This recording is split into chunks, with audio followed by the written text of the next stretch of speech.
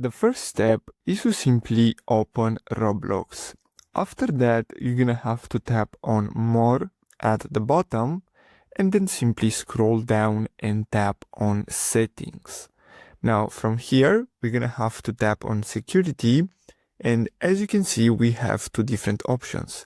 So we can enable two-step verification using the Authenticator app or email. We're gonna have to use Authenticator app because this is very secure. So just enable this. And now what we're gonna have to do next is simply enter the code that we just received on our email address, which is linked to our Roblox account. So once we do that, we're gonna have to simply tap on verify. Now what we're gonna have to do is simply copy the code that we see at the top. So simply tap on it. And for this, we're gonna use Google Authenticator. So simply download the app, which is completely free, and you're gonna have to use your Google account.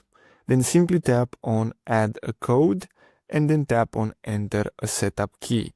Now from here, we're gonna have to enter the name. So I'm gonna name it Roblox and then simply enter the key. So we're gonna have to paste it and tap on add. Now with this code that you see here, we're gonna have to copy it and paste it in Roblox. So simply tap on it. And now we're gonna have to paste it here and tap on verify.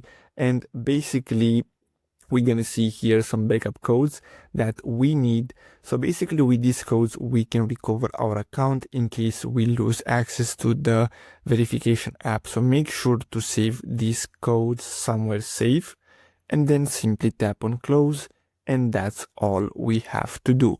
So I really hope you found this video helpful. Thanks for watching, guys.